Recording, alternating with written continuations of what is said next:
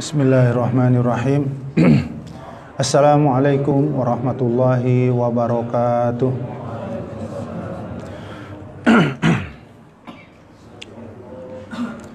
Alhamdulillahirabbil alamin. Wassalatu wassalamu ala afdhalil anbiya wal mursalin wa ala alihi wa sahbihi ajma'in. Amma ba'du. Jamaah salat zuhur rahimakumullah. Pertama-tama dan yang paling utama, mari sama-sama kita panjatkan puji dan syukur kita kehadirat Allah Subhanahu wa taala.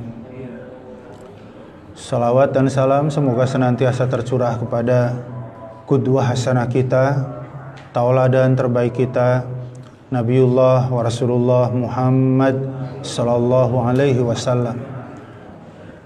Kepada keluarga, karib kerabat, para sahabat dan segenap umatnya termasuk kita, semoga kelak di yaumul qiyamah kita mendapatkan syafaatnya. Amin ya rabbal alamin. Jamaah yang dirahmati Allah, sejenak sebelum kita kembali melanjutkan aktivitas hari ini, mari kita tawasobil haqqi, tawasobil sabr, melaksanakan sebahagian perintah Allah, yakni saling menasihati, saling mengingatkan agar kita istiqomah dengan al-haq, dengan kebenaran, dan juga istiqomah dengan kesabaran. Jamaah yang dirahmati Allah, kita masih berada di awal bulan Hijriah, yakni bulan Muharram, dan hari ini sudah tanggal 18 Muharram. Ketika kita bicara tahun baru Islam, pasti kita akan selalu ingat peristiwa yang sangat luar biasa, spektakuler, bersejarah, pahit, getir, pilu, nelongso kata orang Jawa. Apa itu? Peristiwa hijrah. Ya, karena apa? Karena tahun Hijriah memang ditetapkan oleh Khalifah Umar bin Khattab ya sejak peristiwa hijrah itu. Nah, hijrah sudah dilakukan oleh umat Islam sebelum hijrah ke Madinah. Jadi ada hijrah yang pertama dalam bahasa Sirah Nabawiyah, yakni hijrah ke negeri Habasyah, negeri Syam, negeri para ulama. Sekarang namanya Syria, ibu kotanya Damaskus. Dulu namanya Habasyah. 2000 kilo kira-kira dari Mekah sampai ke Syria. Naik pesawat ya 2 jaman lah.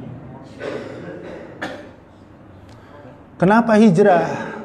Nah, ini harus kita renungkan, kenapa hijrah?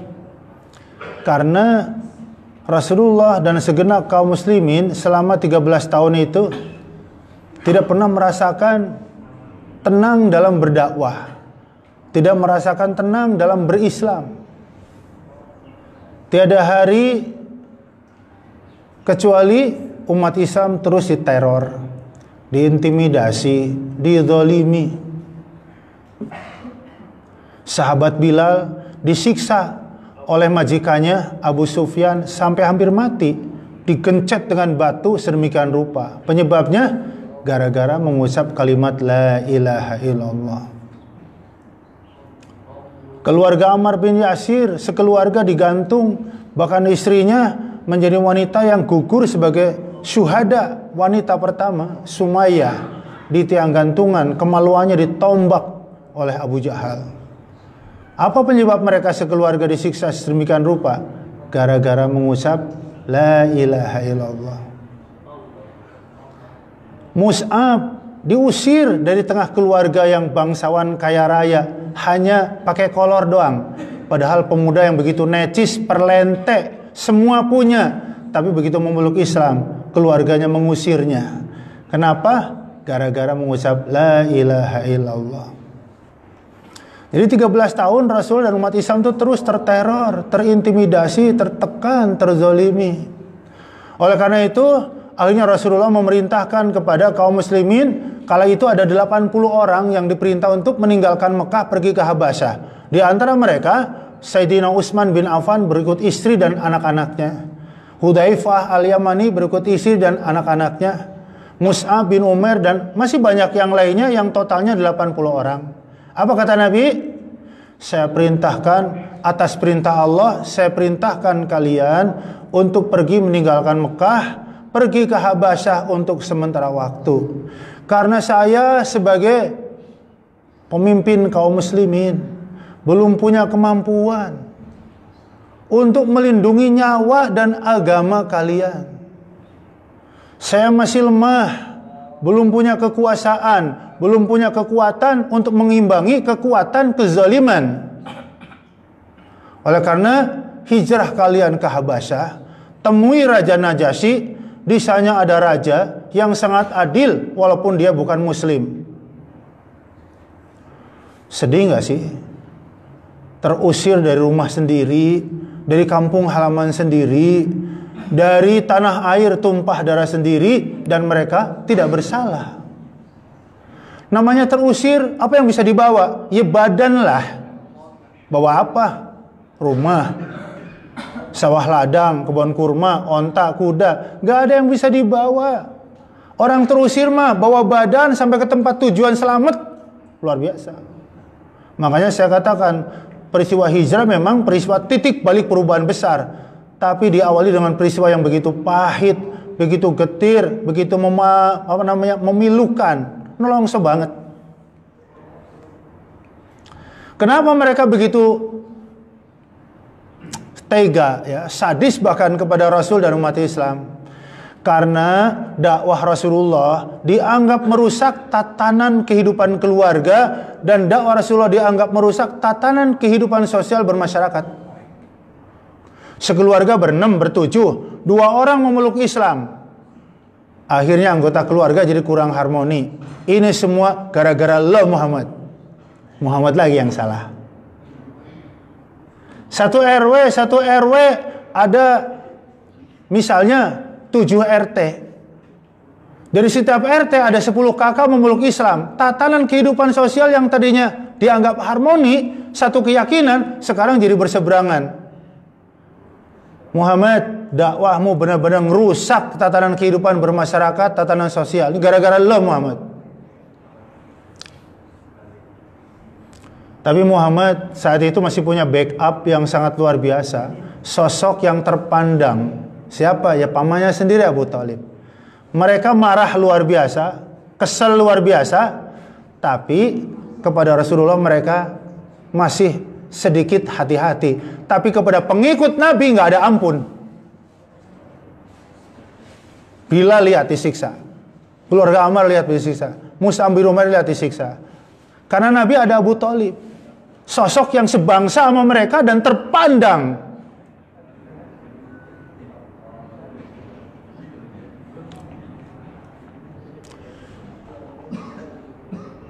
Lalu bagaimana mereka berupaya menghentikan dakwah Muhammad? Ditawarkanlah kepada mereka 4 opsi. Opsi pertama, Muhammad, kalau kamu dakwah karena mencari harta, gak usah kamu lakukanlah Muhammad. Mereka menyangka Rasulullah berdakwah itu untuk mencari materi. Kalau itu gak usah dilakukan. Asal mau berhenti berdakwah, mau berhenti menyeru kalimat la ilaha illallah, kami akan berikan harta sebanyak apapun yang kamu minta Muhammad. Kalau perlu, kamu akan jadikan manusia terkaya di negeri ini. Waktu itu ditolak oleh Rasulullah. Kenapa? Syaratnya berhenti berdakwah. Lalu ditawarkan lagi yang kedua. Kamu dakwah nyari apa sih Muhammad? Jabatan, kekuasaan. Kalau itu yang kamu cari, itu juga nggak perlu kamu lakukan. Asal mau berhenti berdakwah, menyerukan, mengajak umat manusia menyembah Allah Tuhanmu, kami akan angkat kamu menjadi pemimpin tertinggi di negeri ini. Ditolak juga. Atau nyari wanita, harta, tahta, wanita.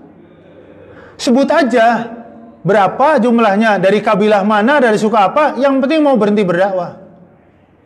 ditolak juga.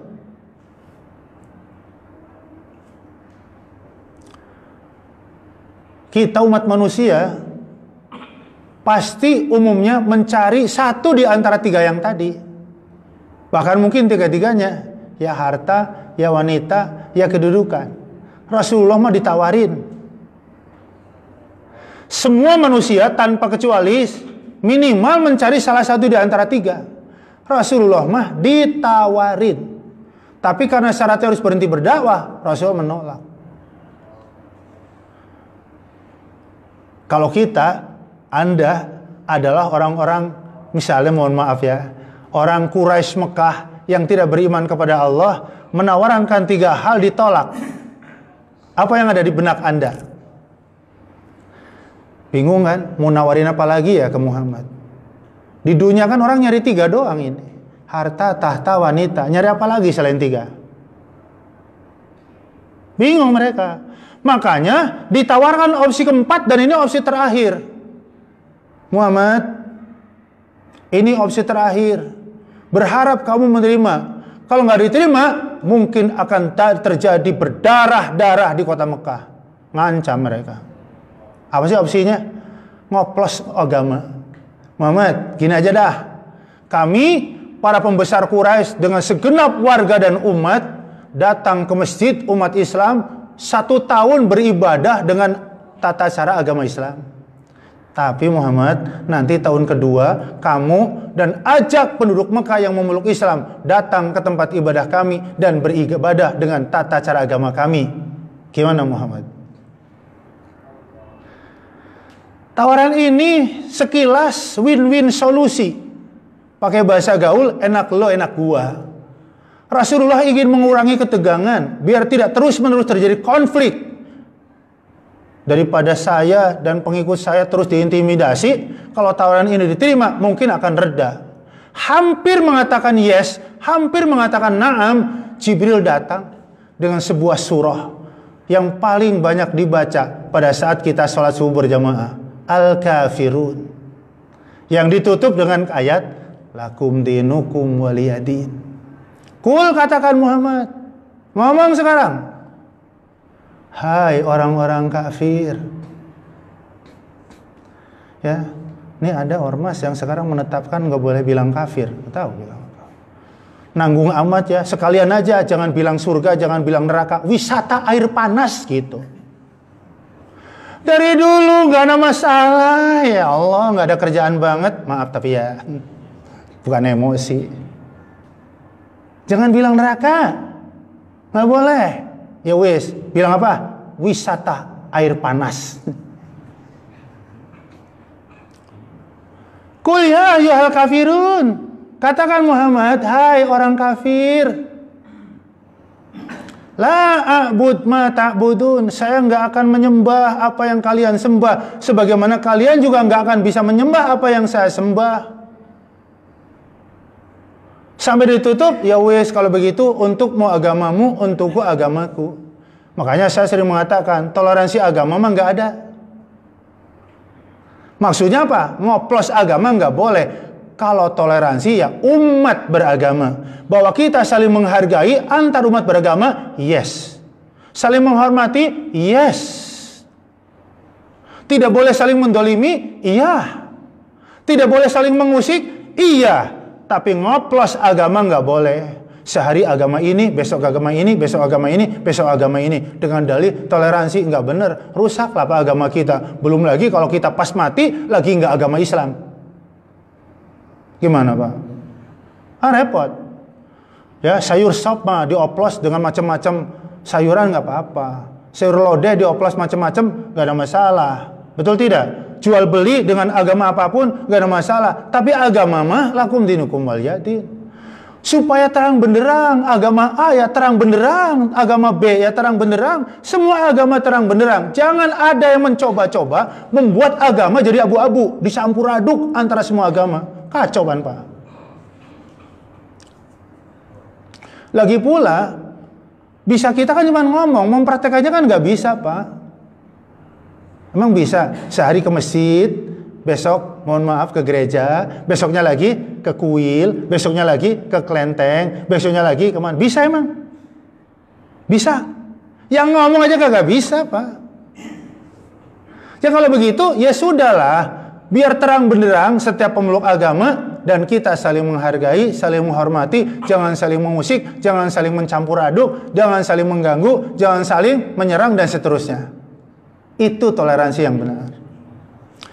Nah, jamaah rahimakumullah, begitu opsi keempat ditolak oleh Rasulullah setelah turun ayat ini, langsung para ketua suku, para pemimpin kabilah ngumpul di Darun Nadwah mengadakan sidang dengan satu agenda. Mohon pendapat dari setiap kabilah. Empat-empatnya yang kita tawarkan ditolak.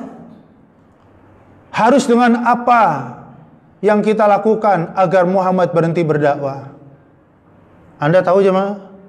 Bulat. Kayak tadi malam paripurna. Bulat. Apa? Dari perwakilan kabilah satu kata, kita udah nggak punya apa-apa lagi. Harta udah, tahta udah, wanita udah, bahkan opsi yang ini pun paling moderat udah ditolak. Kalau begitu tidak ada pilihan untuk menghentikan dakwah Muhammad kecuali satu, habisi dia. Luar biasa. Apa akhirnya? Dikepung Umar Rasulullah. Dikepung. Para pemuda Quraisy sudah melaksanakan instruksi hasil sidang di parlemen Darun Nadwah untuk bahasa sekarang ya menangkap Rasulullah atau hidup atau mati. Malam itu juga malaikat Jibril datang membawa satu ayat surah 36 Yasin ayat 9. Wa ja'alna min baini aydihim sadda wa min khalfihim sadda fa aghshaynahum fahum la yubsirun. Muhammad, rumahmu sudah dikepung. Kamu dalam keadaan genting dan bahaya. Malam ini juga Muhammad, kamu harus keluar rumah, bahkan keluar dari kota Mekah. Kalau enggak, nyawamu benar-benar terancam. Apa kata Rasulullah? Bagaimana Jibril? Orang dikepung tuh lihat di luar, udah penuh banget. Kata Allah, fa aghshaynahum fahum la yubsirun. Kami Allah telah menidurkan mereka dengan tidur yang begitu lelap kayak bangkai, dibolak-balik, didiriin, diinjak-injak juga gak bakal bangun. Fahum la yubsirun. Aman Muhammad, kamu bisa keluar dari pintu depan, belakang, kanan, kiri, aman. Kalau nggak ada lagi tanah untuk lewat diinjak, ya injak aja mereka, nggak bakal bangun. Subhanallah. Ternyata mayar kata orang Jawa. Allah mudah banget untuk menyelamatkan utusannya, kekasihnya dari ancaman pembunuhan dengan cara orang-orang yang akan berbuat jahat cukup ditidurkan dengan selelap-lelapnya. Hijrah sedih banget lah jemaah. Lihat, akhirnya Rasulullah pun dengan kaum muslimin yang disebut dengan bahasa al-muhajirin pergi meninggalkan kota Mekah. Bawa apa? Bawa badan lah jemaah. Yang punya kuda ribuan, onta ribuan, kebun kurma hektaran, punya rumah berlantai-lantai, punya ruko, punya pasar kalau zaman sekarang, ya ditinggal semua. Demi apa? Demi keimanan. Demi apa? Demi keyakinan. Demi apa? Demi agama. Para pendahulu Rasulullah dan kaum muslimin dulu rela mengorbankan apapun demi sebuah keyakinan. Ya, jadi peristiwa hijrah memang pahit, memang getir, tapi di balik peristiwa yang tidak nyaman ini ternyata banyak juga pelajaran yang bisa kita petik. Salah satunya adalah pentingnya menjaga agama. Pentingnya menjaga keyakinan akan al-Islam, wala tamutunna illa wa antum muslimun. Karena apa? Karena akidah jamaah, keyakinan jamaah yang akan menggelorakan kita beramal soleh.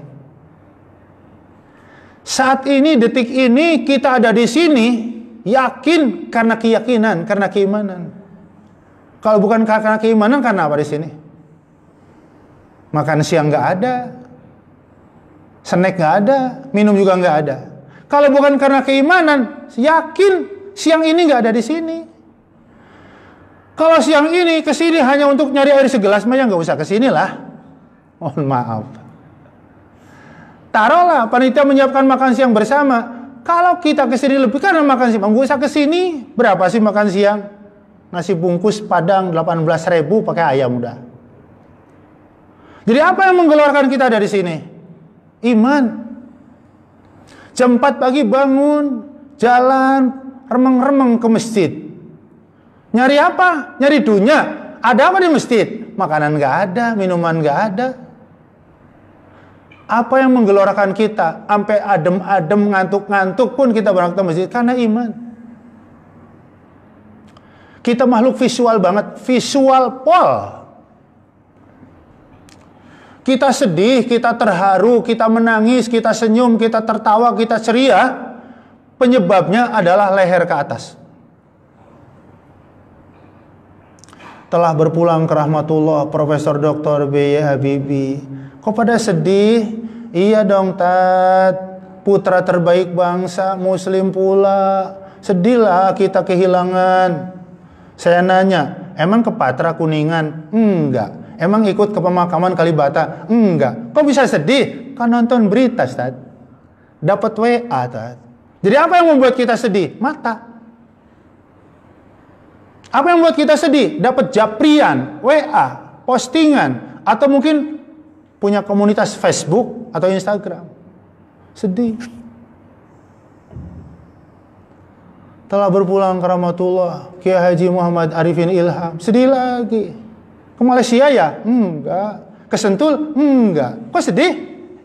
Nonton berita. Tuh.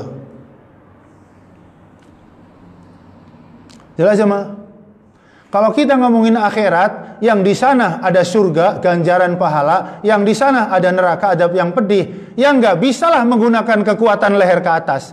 Jangankan kuping, jangankan mata, kekuatan otak manusia yang paling cerdas pun nggak akan nyampe bisa membayangkan keindahan surga, nggak nyampe.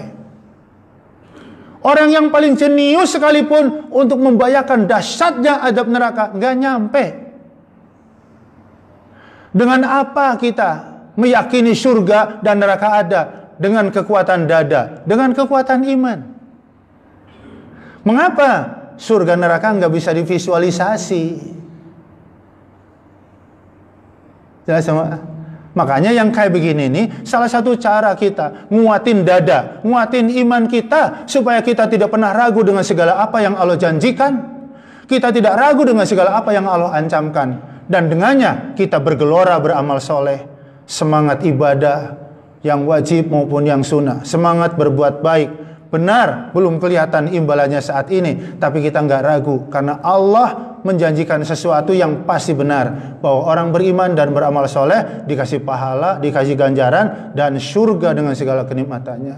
Orang yang berbuat maksiat, durhaka pasti kelak akan diadab dengan adab yang begitu pedih.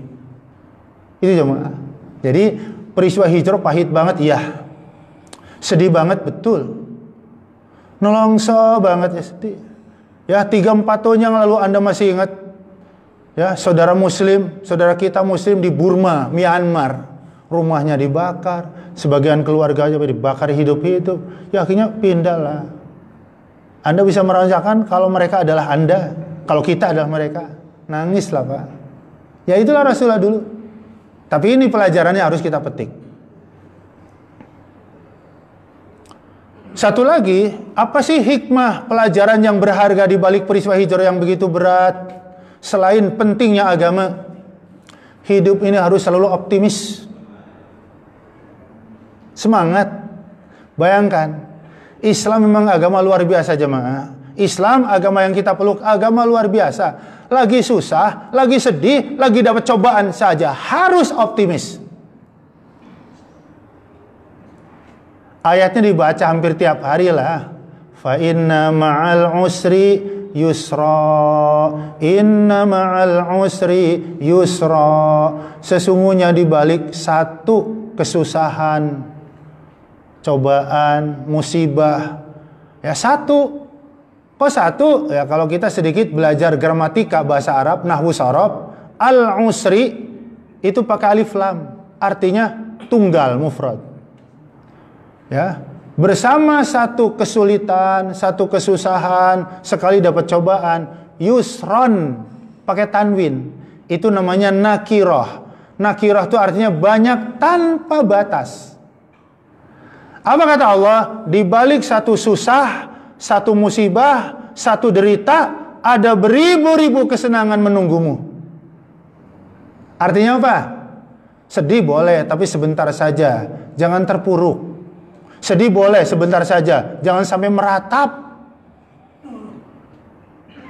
Kenapa? Di balik sedih ada kesenangan yang jumlahnya banyak banget. Dan ini kalimat diulang 2 kali. Fa inna ma'al usri yusran, pakai tanwin. Inna ma'al, pakai alif lam lagi. Yusran, pakai tanwin lagi. Allah ingin meyakinkan kita. 2 kali itu artinya taukid, menguatkan makna yang pertama, bahwa benar-benar di balik satu susah itu bakal banyak kemudahan di depan kita. Satu penderitaan bakal banyak kenikmatan. Ternyata benar ya. 13 tahun Rasulullah berdakwah di kota Mekah itu nggak ada 1000 penduduk Mekah yang memeluk Islam. 2 tahun Rasulullah berdakwah di Madinah, 2 tahun pertama warga Madinah yang memeluk Islam aja lebih 6.000. Lompatannya berlipat-lipat. 13 tahun, 2-3 pasar yang Rasulullah bangun di Makkah. 10 tahun sampai Rasulullah wafat, lebih 18 pasar yang Rasulullah bangun di kota Madinah. Artinya apa? Di balik derita ada kenikmatan yang besar. Kalau begitu, kita nggak punya alasan untuk menjadi orang yang pesimis, minder, tidak percaya diri, merasa tidak berdaya. Apalagi kalau kita mengatakan sampai saya nggak punya modal. Nggak boleh jemaah. Jadi kata-kata saya nggak punya modal itu bisa mengarah kepada kekufuran, kufur nikmat. Kok jam segini masih di rumah? Iyalah Pak Ustadz, kita habis kena PHK nih. Udah 2 bulan nganggur. Kerjalah, nggak ada modal. Lihat Pak.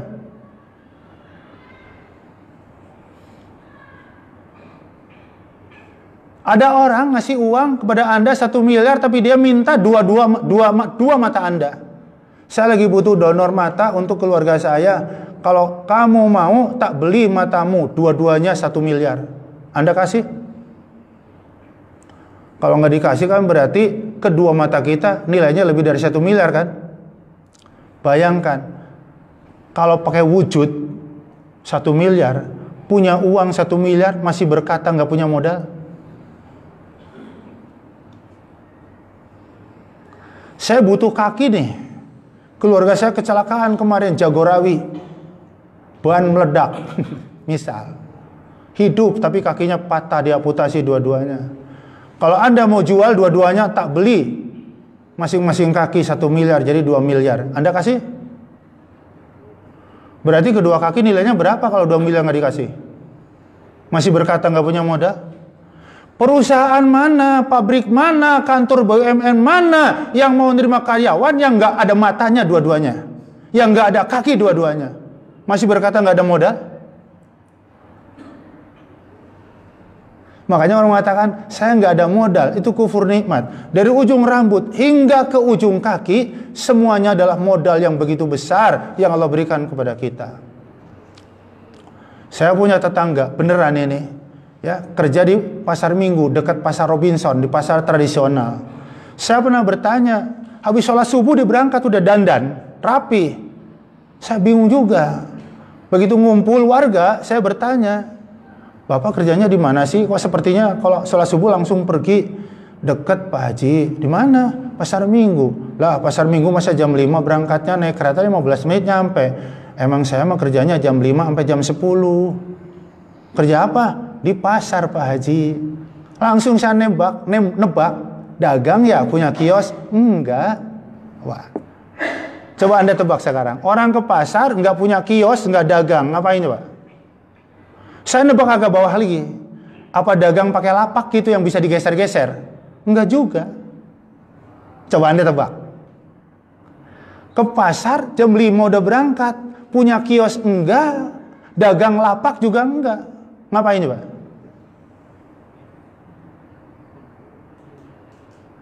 Jual jasa. Bu Haji mau dibantuin, dibawain belanjaannya. Awal dia terjun, ya belum pada percayalah, takut dibawa kabur. Tapi karena tiap pagi nongol, S3, senyum, sapa, salam, ramah, lama-lama, tolong Pak, bantuin, bawain. Sampai ke tempat, berapa aja. Sampai hari ini. Subhanallah, kata saya. Sampai akhirnya penasaran kan? Berapa nih pendapatan mingguannya atau 2 mingguan atau bulanan? Tersipu malu tapi akhirnya ngomong, lumayan lah Pak Ustadz, makan sama kayak orang lain 3 kali, udah. Berangkat jam 5 pulang sore, makan 3 kali kayak kita, udah. Transport pakai abodemen 50.000 lah per bulan. Dan alhamdulillah bisa ngasih uang belanja sama istri tiap bulan 5 juta. Apa modalnya? Ujung rambut sampai ke ujung kaki.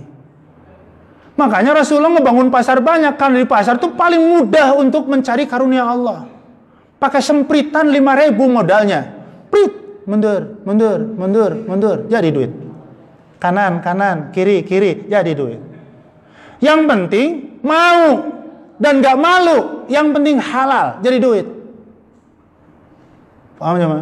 Makanya jangan pernah ada yang berkata, saya nggak punya modal. Ini sampai ke ujung kaki adalah modal yang tak ternilai yang Allah berikan kepada kita. Kalau begitu, hijrah memberikan pelajaran optimis. Kalau nggak optimis, perjalanan Mekah Madinah 480 kilo. Siapa yang kuat lompat sejauh itu?